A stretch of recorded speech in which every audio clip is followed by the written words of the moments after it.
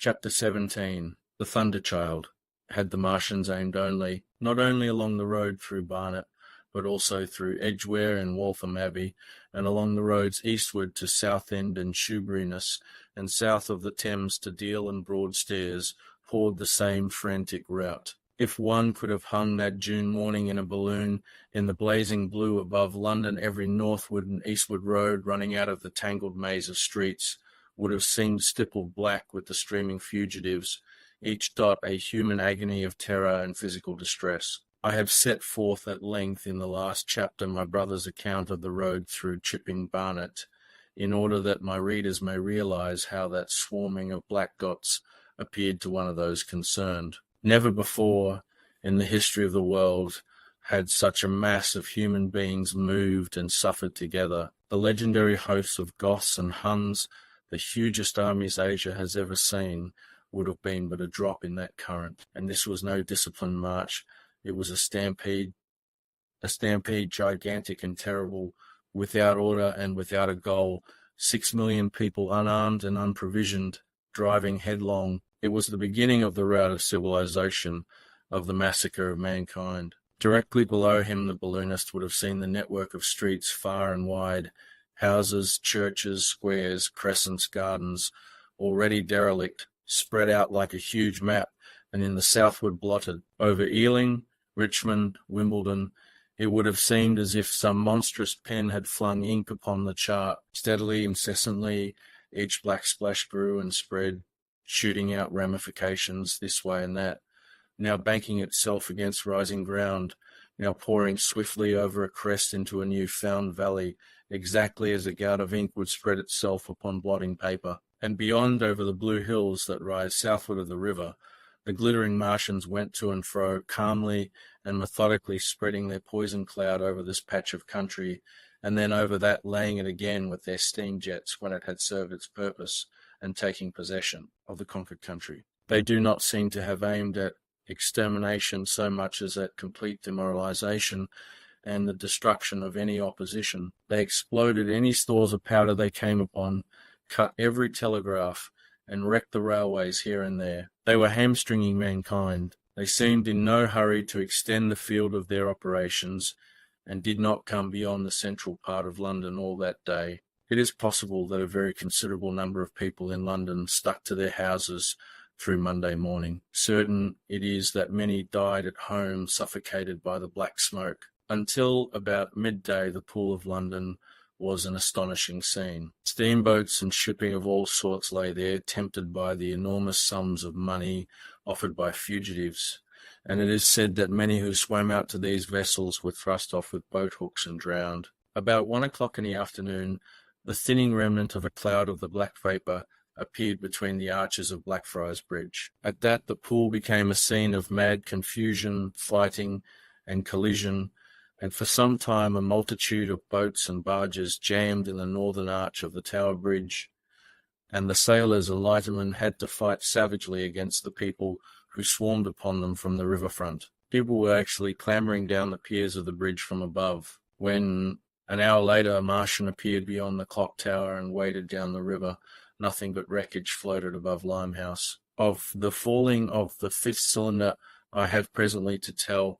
The 6th star fell at Wimbledon. My brother, keeping watch beside the women in the chaise in a meadow, saw the green flash of it far beyond the hills. On Tuesday the little party, still set upon getting across the sea, made its way through the swarming country towards Colchester. The news that the Martians were now in possession of the whole of London was confirmed. They had been seen at Highgate, and even, it was said, at Neasden. But they did not come into my brother's view until the morrow. That day the scattered multitudes began to realize the urgent need of provisions. As they grew hungry, the rights of property ceased to be regarded. Farmers were out to defend their cattle sheds, granaries, and ripening root crops with arms in their hands. A number of people now, like my brother, had their faces eastward, and there were some desperate souls even going back towards London to get food. These were chiefly people from the northern suburbs, whose knowledge of the black smoke came by hearsay. He heard that about half the members of the government had gathered at Birmingham,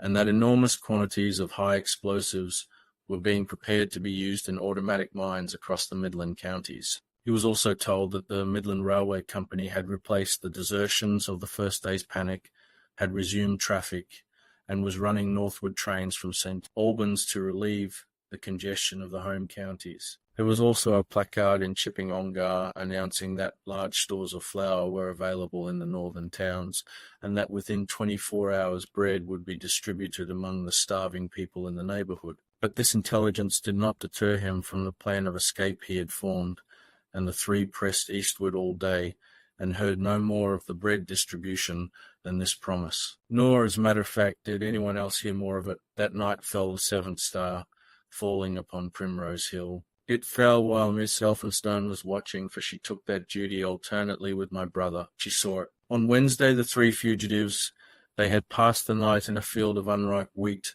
reached Chelmsford, and there a body of the inhabitants, calling itself the Committee of Public Supply, seized the pony as provisions, and would give nothing in exchange for it but the promise of a share in it. Next day, here there were rumours of Martians at Epping, and news of the destruction of Waltham Abbey powder mills in a vain attempt to blow up one of the invaders. People were watching for Martians here from the church towers. My brother, very luckily for him, as it chanced, preferred to push on at once to the coast rather than wait for food, although all three of them were very hungry. By midday they passed through Tillingham, which strangely enough seemed to be quite silent and deserted, save for a few furtive plunderers hunting for food. Near Tillingham, they suddenly came in sight of the sea and the most amazing crowd of shipping of all sorts that it is possible to imagine. For after the sailors could no longer come up the Thames, they came on to the Essex coast,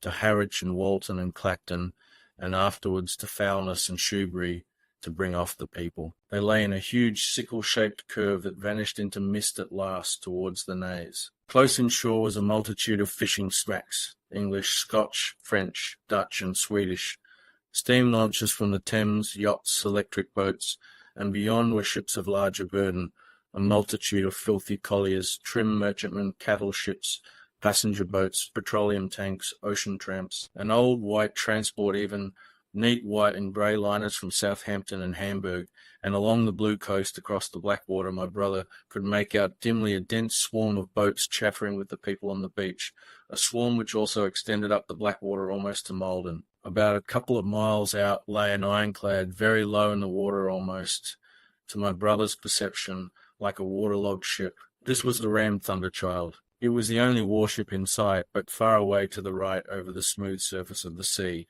For that day there was a dead calm. Lay a serpent of black smoke to mark the next ironclads of the Channel Fleet, which hovered in an extended line, steam up and ready for action. Across the Thames estuary, during the course of the Martian conquest, vigilant and yet powerless to prevent it, at the sight of the sea, Mrs. Elphinstone, in spite of the assurances of her sister-in-law, gave way to panic. She had never been out of England before.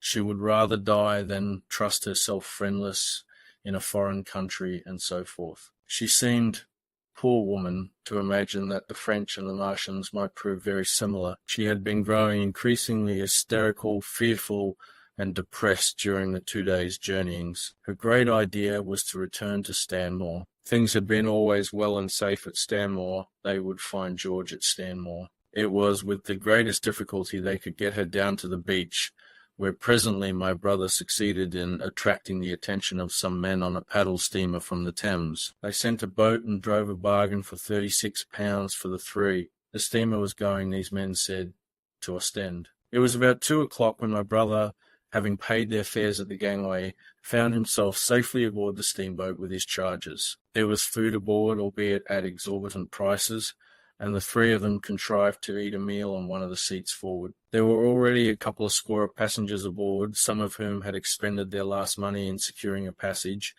but the captain lay off the Blackwater until 5 in the afternoon, picking up passengers until the seated decks were even dangerously crowded. He would probably have remained longer, had it not been for the sound of guns that began about that hour in the south. As if in answer, the ironclad seaward fired a small gun and hoisted a string of flags. A jet of smoke sprang out of her funnels. Some of the passengers were of opinion that this firing came from Shoeburyness, until it was noticed that it was growing louder. At the same time, far away in the southeast, the masts and upperworks of 3 ironclads rose, one after the other out of the sea, beneath clouds of black smoke. But my brother's attention speedily reverted to the distant firing in the south. He fancied he saw a column of smoke rising out of the distant grey haze. The little steamer was already flapping her way eastward of the big crescent of shipping, and the low Essex coast was growing blue and hazy when a Martian appeared, small and faint in the remote distance, advancing along the muddy coast from the direction of Foulness. At that, the captain on the bridge swore at the top of his voice with fear and anger at his own delay, and the paddles seemed infected with his terror. Every soul aboard stood at the bulwarks or on the seats of the steamer, and stared at that distant shape higher than the trees or church towers inland, and advancing with a leisurely parody of a human stride.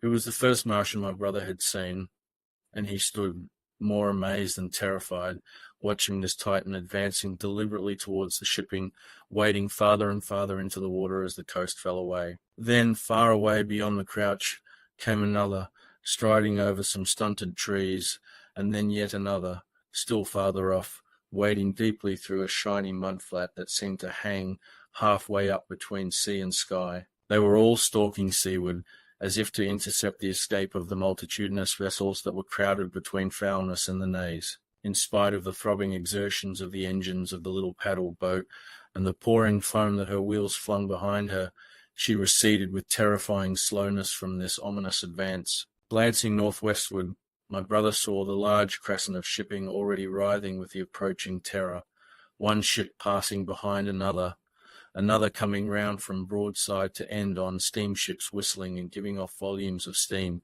sails being let out, launches rushing hither and thither. He was so fascinated by this and by the creeping danger away to the left that he had no eyes for anything seaward. And then a swift movement of the steamboat she had suddenly come round to avoid being run down flung him headlong from the seat upon which he was standing. There was a shouting all about him, a trampling of feet, and a cheer that seemed to be answered faintly. The steamboat lurched and rolled him over upon his hands. He sprang to his feet and saw to starboard, and not 100 yards from their heeling, pitching boat, a vast iron bulk, like the blade of a plough tearing through the water, tossing it on either side in huge waves of foam that leaped towards the steamer, flinging her paddles helplessly in the air, and then sucking her deck down almost to the waterline. A douche of spray blinded my brother for a moment. When his eyes were clear again, he saw the monster had passed and was rushing landward. Big iron upperworks rose out of this headlong structure,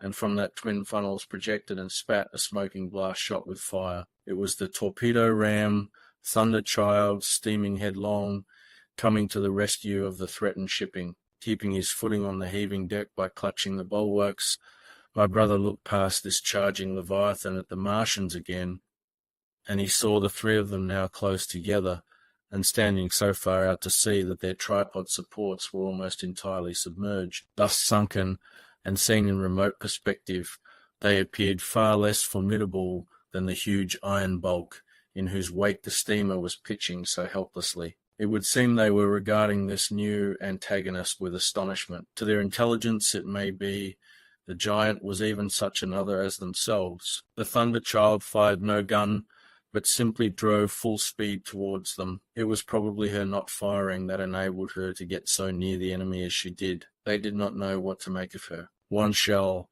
and they would have sent her to the bottom forthwith with the heat ray. She was steaming at such a pace that in a minute she seemed halfway between the steamboat and the Martians, a diminishing black bulk against the receding horizontal expanse of the Essex coast. Suddenly the foremost Martian lowered his tube and discharged a canister of the black gas at the ironclad. It hit her larboard side and glanced off in an inky jet that rolled away to seaward, an unfolding torrent of black smoke from which the ironclad drove clear. To the watchers from the steamer, low in the water and with the sun in their eyes, it seemed as though she were already among the Martians. They saw the gaunt figures separating and rising out of the water as they retreated shoreward, and one of them raised the camera, like generator of the heat ray. He held it pointing obliquely downward, and a bank of steam sprang from the water at its touch. It must have driven through the iron of the ship's side like a white-hot iron rod through paper. A flicker of flame went up through the rising steam, and then the Martian reeled and staggered. In another moment he was cut down, and a great body of water and steam shot high in the air. The guns of the Thunder Child sounded through the reek, going off one after the other, and one shot splashed the water high close by the steamer, ricocheted towards the other flying ships to the north, and smashed a smack to matchwood. But no one heeded that very much. At the sight of the Martian's collapse, the captain on the bridge yelled inarticulately, and all the crowding passengers on the steamer's stern shouted together, and then they yelled again. For, surging out beyond the white tumult, drove something long and black, the flames streaming from its middle parts, its ventilators and funnels spouting fire. She was alive still. The steering gear, it seems, was intact and her engines working. She headed straight for a second Martian and was within 100 yards of him when the heat ray came to bear. Then, with a violent thud, a blinding flash, her decks, her funnels, leaped upward. The Martian staggered with the violence of her explosion, and in another moment the flaming wreckage, still driving forward with the impetus of its pace, had struck him and crumpled him up like a thing of cardboard. My brother shouted involuntarily. A boiling tumult of steam hid everything again. "Two," yelled the captain. Everyone was shouting. The whole steamer from end to end rang with frantic cheering that was taken up first by one, and then by all, in the crowding multitude of ships and boats that was driving out to sea. The steam hung upon the water for many minutes, hiding the third Martian and the coast altogether. And all this time the boat was paddling steadily out to sea and away from the fight, and when at last the confusion cleared, the drifting bank of black vapour intervened, and nothing of the Thunder Child could be made out, nor could the third Martian be seen. But the ironclads to seaward were now quite close and standing in towards shore past the steamboat. The little vessel continued to beat its way seaward, and the ironclads receded slowly towards the coast, which was hidden still by a marble bank of vapour, part steam, part black gas, eddying and combining in the strangest way. The fleet of refugees was scattering to the northeast. Several smacks were sailing between the ironclads and the steamboat. After a time, and before they reached the sinking cloud bank, the warships turned northward, and then abruptly went about and passed into the thickening haze of evening southward. The coast grew faint, and at last indistinguishable amid the low banks of clouds that were gathering about the sinking sun. Then suddenly out of the golden haze of the sunset came the vibration of guns and a form of black shadows moving. Everyone struggled to the rail of the steamer and peered into the blinding furnace of the west, but nothing was to be distinguished clearly. A mass of smoke rose, slanting, and barred the face of the sun. The steamboat throbbed on its way through an interminable suspense. The sun sank into grey clouds. The sky flushed and darkened. The evening star trembled into sight. It was deep twilight when the captain cried out and pointed. My brother strained his eyes. Something rushed up into the sky out of the greyness, rushed slantingly upward, and very swiftly into the luminous clearness above the clouds in the western sky. Something flat and broad and very large that swept round in a vast curve, grew smaller, sank slowly, and vanished again into the grey mystery of the night, and as it flew it rained down darkness upon the land. Book 2, The Earth Under the Martians, Chapter 1, Underfoot. In the first book I have wandered so much from my own adventures to tell of the experiences of my brother that all through the last 2 chapters I and the curate have been lurking in the empty house at Halliford, whither we fled to escape the black smoke. There I will resume. We stopped there all Sunday night and all the next day, the day of the panic, in a little island of daylight cut off by the black smoke from the rest of the world. We could do nothing but wait in aching inactivity during those 2 weary days. My mind was occupied by anxiety for my wife. I figured her at Leatherhead, terrified, in danger, mourning me already as a dead man. I paced the rooms and cried aloud when I thought of how I was cut off from her, of all that might happen to her in my absence. My cousin, I knew, was brave enough for any emergency, but he was not the sort of man to realize danger quickly, to rise promptly. What was needed now was not bravery, but circumspection. My only consolation was to believe that the Martians were moving Londonward and away from her. Such vague anxieties keep the mind sensitive and painful. I grew very weary and irritable with the curate's perpetual ejaculations. I tired of the sight of his selfish despair. After some ineffectual remonstrance, I kept away from him, staying in a room, evidently a children's schoolroom, containing globes, forms, and copybooks. When he followed me thither, I went to a box room at the top of the house and, in order to be alone with my aching miseries, locked myself in. We were hopelessly hemmed in by the black smoke all that day and the morning of the next. There were signs of people in the next house on Sunday evening, a face at a window and moving lights, and later the slamming of a door, but I do not know who these people were, nor what became of them. We saw nothing of them next day. The black smoke drifted slowly riverward all through Monday morning, creeping nearer and nearer to us, driving at last along the roadway outside the house that hid us. A Martian came across the fields about midday, laying the stuff with a jet of superheated steam that hissed against the walls, smashed all the windows it touched, and scalded the curate's hand as he fled out of the front room. When at last we crept across the sodden rooms and looked out again, the country northward was as though a black snowstorm had passed over it. Looking towards the river, we were astonished to see an unaccountable redness mingling with the black of the scorched meadows. For a time we did not see how this change affected our position, save that we were relieved of our fear of the black smoke. But later I perceived that we were no longer hemmed in, that now we might get away. So soon as I realized that the way of escape was open, my dream of action returned. But the curate was lethargic, unreasonable. "We are safe here," he repeated, "safe here." I resolved to leave him. Would that I had. Wiser now for the artilleryman's teaching, I sought out food and drink. I had found oil and rags for my burns, and I also took a hat and a flannel shirt that I found in one of the bedrooms. When it was clear to him that I meant to go alone, had reconciled myself to going alone, he suddenly roused himself to come, and all being quiet throughout the afternoon, we started about 5 o'clock, as I should judge,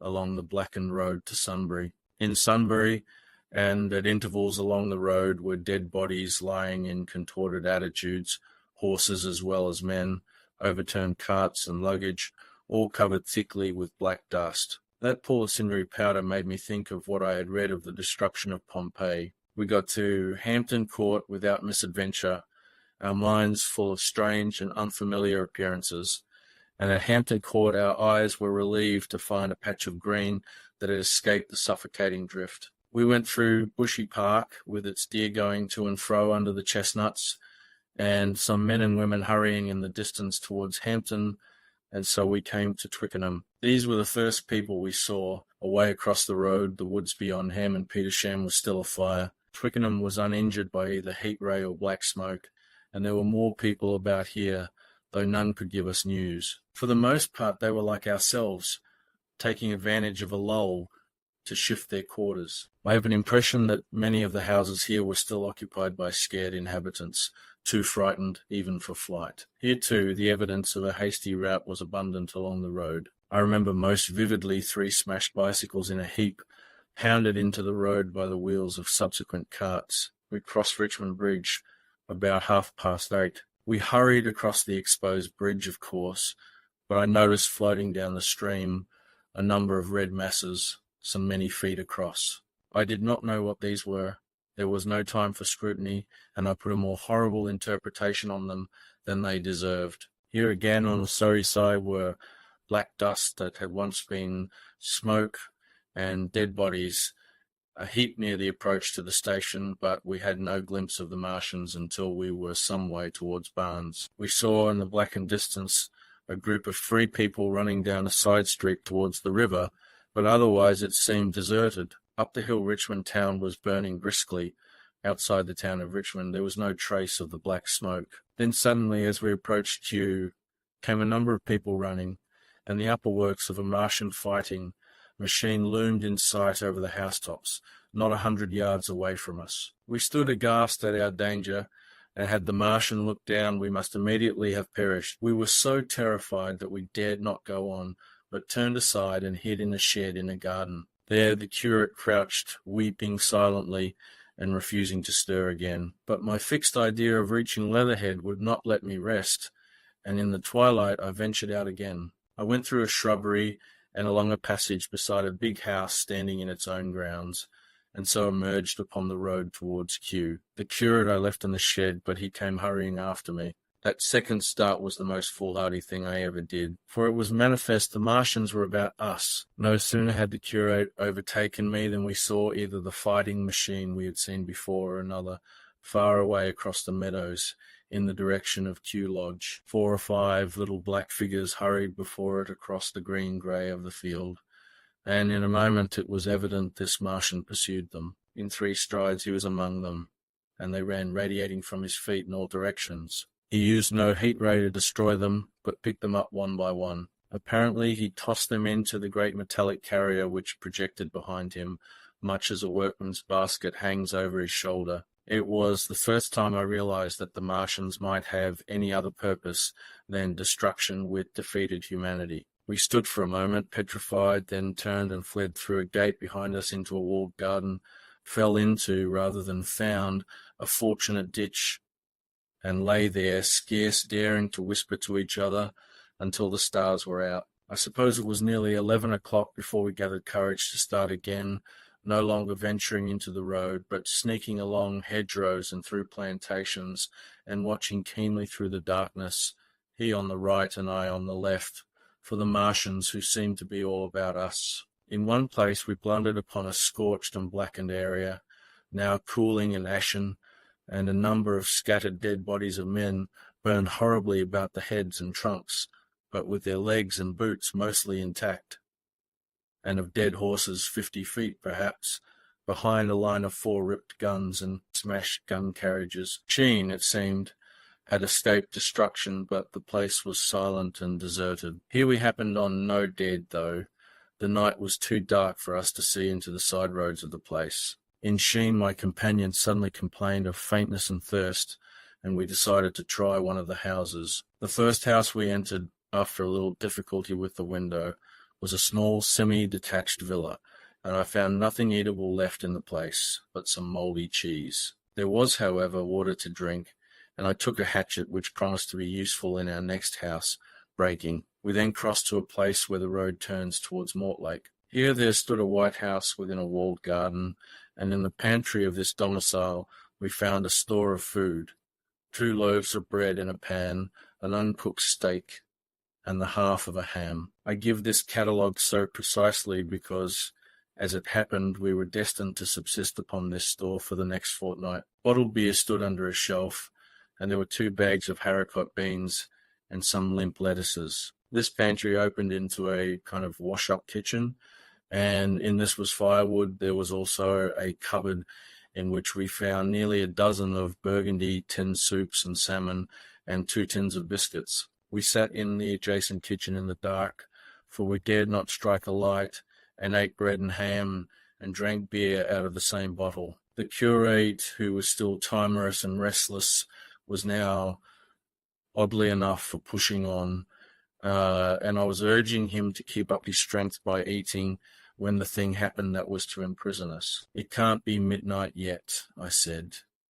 And then came a blinding glare of vivid green light. Everything in the kitchen leaped out, clearly visible in green and black, and vanished again. And then followed such a concussion as I have never heard before or since. So close on the heels of this as to seem instantaneous came a thud behind me, a clash of glass, a crash and rattle of falling masonry all about us, and the plaster of the ceiling came down upon us, smashing into a multitude of fragments upon our heads. I was knocked headlong across the floor against the oven handle and stunned. I was insensible for a long time, the curate told me, and when I came to, we were in darkness again, and he, with a face wet, as I found afterwards, with blood from a cut forehead, was dabbing water over me. For some time I could not recollect what had happened. Then things came to me slowly. A bruise on my temple asserted itself. "Are you better?" asked the curate in a whisper. At last I answered him. I sat up. "Don't move," he said. "The floor is covered with smashed crockery from the dresser. You can't possibly move without making a noise,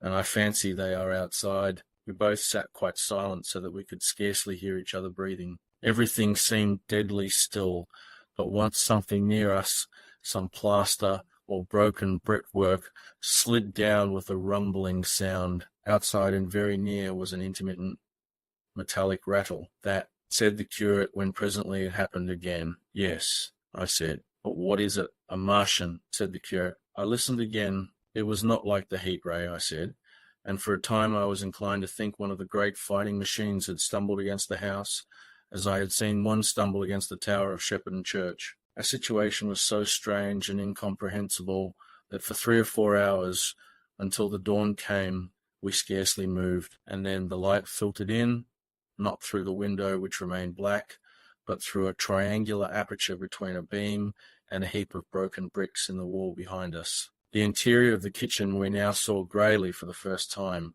The window had been burst in by a massive garden mould, which flowed over the table upon which we had been sitting and lay about our feet. Outside, the soil was banked high against the house. At the top of the window frame we could see an uprooted drain pipe. The floor was littered with smashed hardware. The end of the kitchen towards the house was broken into, and since the daylight shone in there, it was evident the greater part of the house had collapsed. Contrasting vividly with this ruin was the neat dresser stained in the fashion pale green, and with a number of copper and tin vessels below it, the wallpaper imitating blue and white tiles, and a couple of coloured supplements fluttering from the walls above the kitchen range. As the dawn grew clearer, we saw through the gap in the wall the body of a Martian, standing sentinel, I suppose, over the still glowing cylinder. At the sight of that we crawled as circumspectly as possible out of the twilight of the kitchen into the darkness of the scullery. Abruptly the right interpretation dawned upon my mind. "The 5th cylinder," I whispered. "The 5th shot from Mars has struck this house and buried us under the ruins." For a time the curate was silent, and then he whispered, "God have mercy upon us." I heard him presently whimpering to himself. Save for that sound, we lay quite still in the scullery. I, for my part, scarce dared breathe, and sat with my eyes fixed on the faint light of the kitchen door. I could just see the curate's face, a dim, oval shape, and his collar and cuffs. Outside there began a metallic hammering, then a violent hooting, and then again, after a quiet interval, a hissing like the hissing of an engine. These noises, for the most part problematical, continued intermittently, and seemed, if anything, to increase in number as time wore on. Presently a measured thudding and a vibration that made everything about us quiver, and the vessels in the pantry ring and shift began and continued. Once the light was eclipsed, and the ghostly kitchen doorway became absolutely dark. For many hours we must have crouched there, silent and shivering, until our tired attention failed. At last I found myself awake and very hungry. I am inclined to believe we must have spent the greater portion of a day before that awakening. My hunger was at a stride so insistent that it moved me to action. I told the curate I was going to seek food, and felt my way towards the pantry. He made me no answer, but so soon as I began eating, the faint noise I made stirred him up, and I heard him crawling after me. Book 2, Chapter 2. What we saw from the ruined house. After eating, we crept back to the scullery, and there I must have dozed again, for when presently I looked round I was alone. The thudding vibration continued with wearisome persistence. I whispered for the curate several times, and at last felt my way to the door of the kitchen. It was still daylight, and I perceived him across the room, lying against the triangular hole that looked out upon the Martians. His shoulders were hunched, so that his head was hidden from me. I could hear a number of noises almost like those in an engine shed, and the place rocked with that beating thud. Through the aperture in the wall I could see the top of a tree touched with gold,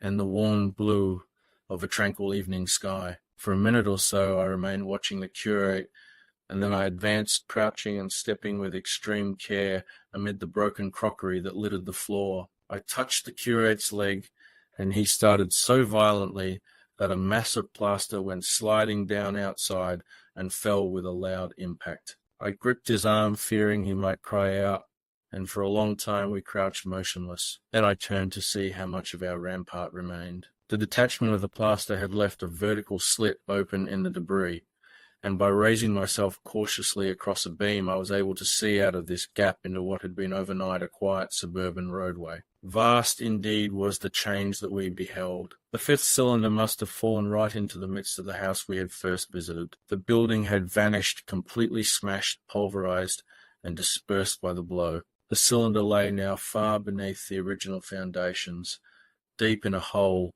already vastly larger than the pit I had looked into at Woking. The earth all round it had splashed under that tremendous impact.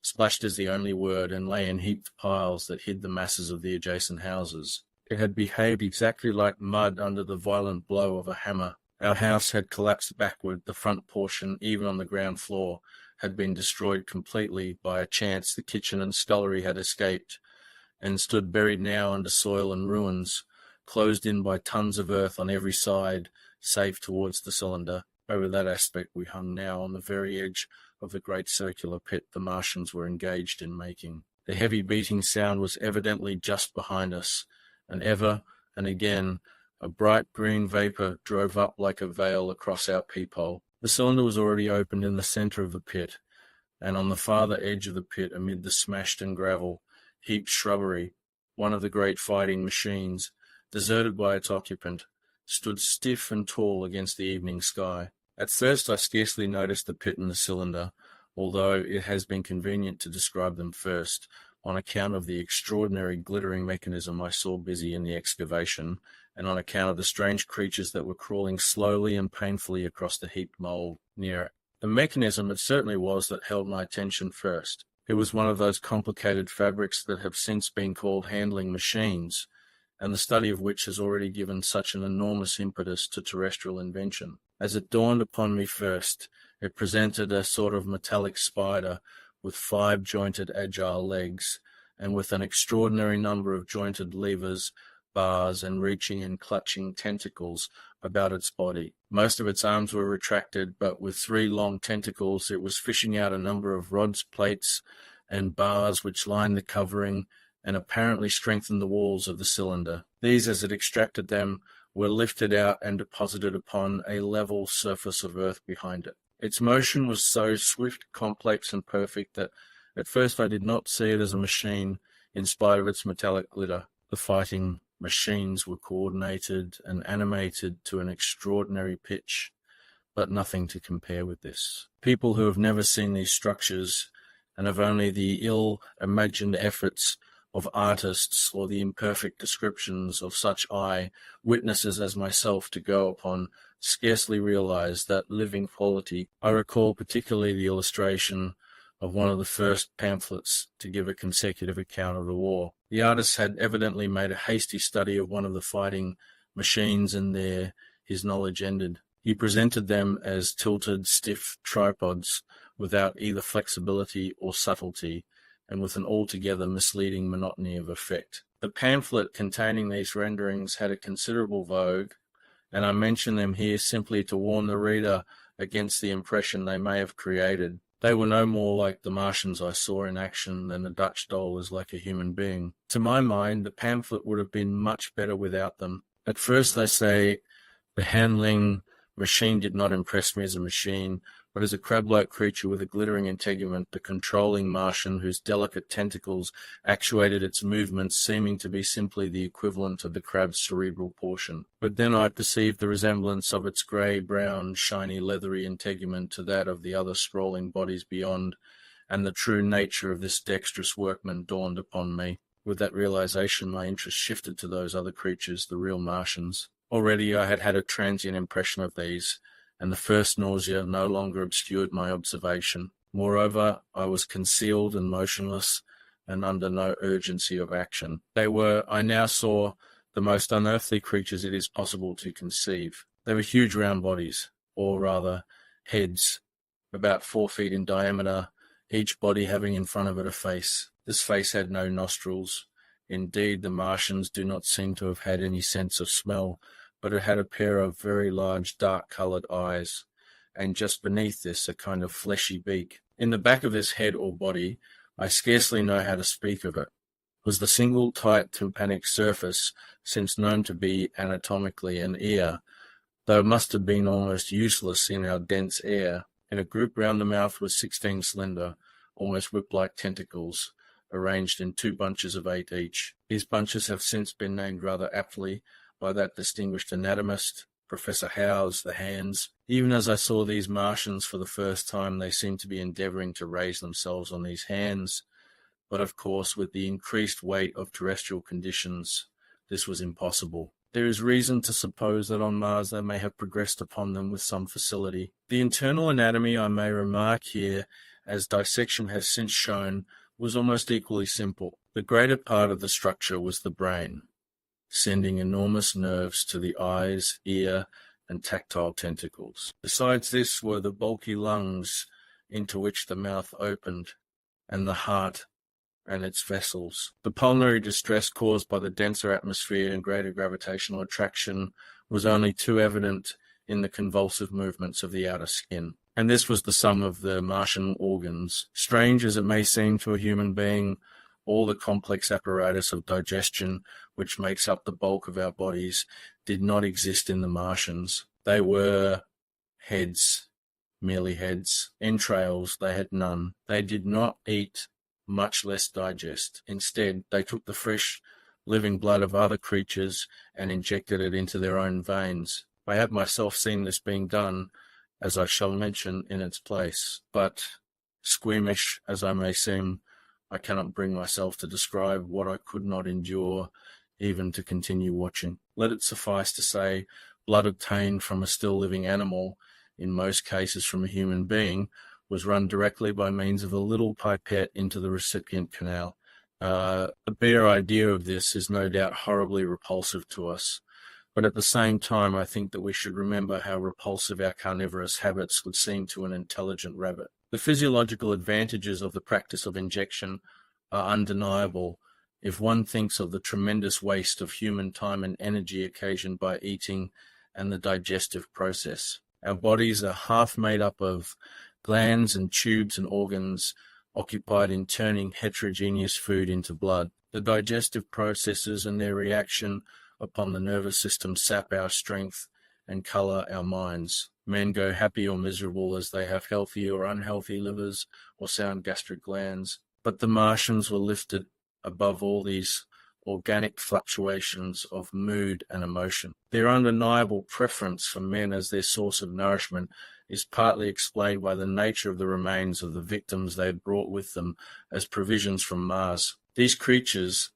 to judge from the shriveled remains that have fallen into human hands, were bipeds with flimsy siliceous skeletons, almost like those of the siliceous sponges and feeble musculature, standing about 6 feet high and having round, erect heads and large eyes in flinty sockets. 2 or 3 of these seemed to have been brought in each cylinder, and all were killed before Earth was reached. It was just as well for them, for the mere attempt to stand upright upon our planet would have broken every bone in their bodies. And while I am engaged in this description, I may add in this place certain further details which, although they were not all evident to us at the time, will enable the reader who is unacquainted with them to form a clearer picture of these offensive creatures. In 3 other points, their physiology differed strangely from ours. Their organisms did not sleep, any more than the heart of man sleeps. Since they had no extensive muscular mechanism to recuperate, that periodical extinction was unknown to them. They had little or no sense of fatigue, it would seem. On Earth they could never have moved without effort, yet even to the last they kept in action. In 24 hours they did 24 hours of work, as even on Earth is perhaps the case with the ants. In the next place, wonderful as it seems in a sexual world, the Martians were absolutely without sex, and therefore without any of the tumultuous emotions that arise from that difference among men. A young Martian, there can now be no dispute, was really born upon Earth during the war, and it was found attached to its parent partially budded off, just as young lilybulbs bud off, or like the young animals in the fresh water polyp. In man, in all the higher terrestrial animals, such a method of increase has disappeared, but even on this earth it was certainly the primitive method. Among the lower animals, up even to those first cousins of the vertebrated animals, the tunicates, the 2 processes occur side by side, but finally the sexual method superseded its competitor altogether. On Mars, however, just the reverse has apparently been the case. It is worthy of remark that a certain speculative writer of quasi-scientific repute, writing long before the Martian invasion, did forecast for man a final structure, not unlike the actual Martian condition. His prophecy, I remember, appeared in November or December 1893 in a long-defunct publication, The Paul Moore Budget, and I recall a caricature of it in a pre-Martian periodical called Punch. He pointed out, writing in a foolish, facetious tone, that the perfection of mechanical appliances must ultimately supersede limbs, the perfection of chemical devices, digestion, that such organs as hair, external nose, teeth, ears, and chin were no longer essential parts of the human being, and that the tendency of natural selection would lie in the direction of their steady diminution through the coming ages. The brain alone remained a cardinal necessity. Only one other part of the body had a strong case for survival, and that was the hand, teacher, and agent of the brain. While the rest of the body dwindled, the hands would grow larger. There is many a true word written in jest, and here in The Martians we have beyond dispute the actual accomplishment of such a suppression of the animal side of the organism by the intelligence. To me, it is quite credible that the Martians may be descended from beings not unlike ourselves by a gradual development of brain and hands, the latter giving rise to the two bunches of delicate tentacles at last, at the expense of the rest of the body. Without the body, the brain would, of course, become a mere selfish intelligence without any of the emotional substratum of the human being. The last salient point in which the systems of these creatures differed from ours was in what one might have thought a very trivial particular. Microorganisms which cause so much disease and pain on Earth have either never appeared upon Mars, or Martian sanitary science eliminated them ages ago. 100 diseases, all the fevers and contagions of human life, consumption, cancers, tumors, and such morbidities never enter the scheme of their life. And speaking of the differences between the life on Mars and terrestrial life, I may allude here to the curious suggestions of the red weed. Apparently the vegetable kingdom in Mars, instead of having green for a dominant colour, is of a vivid blood red tint. At any rate, the seeds which the Martians intentionally or accidentally brought with them gave rise in all cases to red-coloured growths. Only that known popularly as the red weed, however, gained any footing in competition with terrestrial forms. The red creeper was quite a transitory growth, and few people have seen it growing. For a time, however, the red weed grew with astonishing vigour and luxuriance. It spread up the sides of the pit by the third or fourth day of our imprisonment, and its cactus, like branches, formed a carmine fringe to the edges of our triangular window.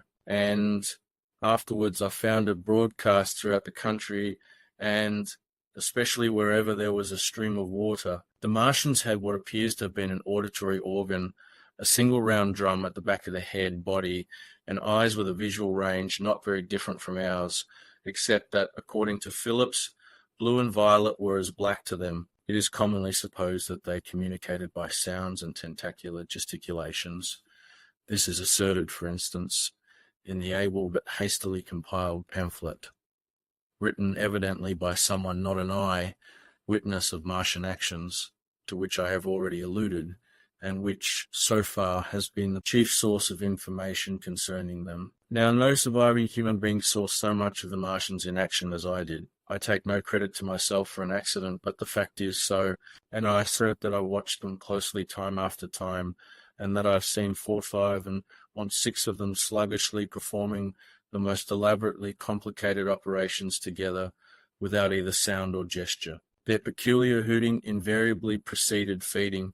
It had no modulation, and was, I believe, in no sense a signal, but merely the expiration of air preparatory to the suctional operation. I have a certain claim to at least an elementary knowledge of psychology, and in this matter I am convinced, as firmly as I am convinced of anything, that the Martians interchanged thoughts without any physical intermediation, and I have been convinced of this in spite of strong preconceptions. Before the Martian invasion, as an occasional reader here or there may remember, I had written with some little vehemence against the telepathic theory. The Martians wore no clothing. Their conceptions of ornament and decorum were necessarily different from ours, and not only were they evidently much less sensible of changes of temperature than we are, but changes of pressure do not seem to have affected their health at all, seriously. Yet, though they wore no clothing, It was in the other artificial additions to their bodily resources that their great superiority over man lay. We men,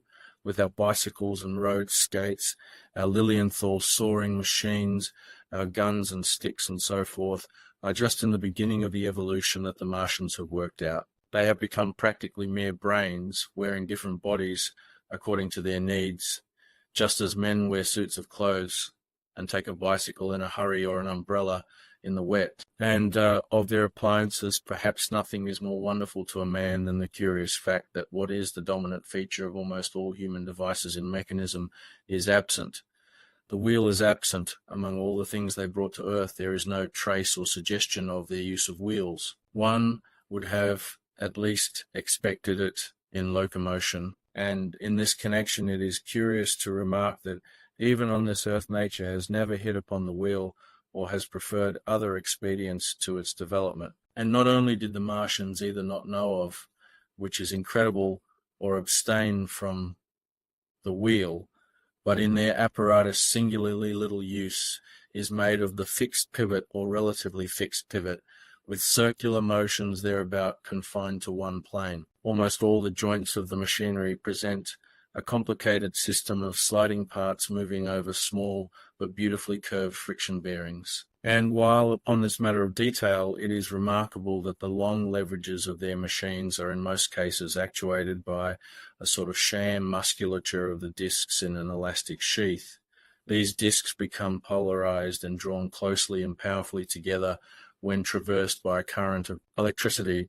In this way, the curious parallelism to animal motions, which was so striking and disturbing to the human beholder, was attained. Such quasi-muscles abounded in the crab-like handling machine, which, on my first peeping out of the slit, I watched unpacking the cylinder. It seemed infinitely more alive than the actual Martians lying beyond it in the sunset light, panting, stirring ineffectual tentacles, and moving feebly after their vast journey across space. While I was still watching their sluggish motions in the sunlight, and noting each strange detail of their form, the curate reminded me of his presence by pulling violently at my arm. I turned to a scowling face and silent, eloquent lips. He wanted the slit which permitted only one of us to peep through, and so I had to forego watching them for a time while he enjoyed that privilege. When I looked again, the busy handling machine had already put together several of the pieces of apparatus it had taken out of the cylinder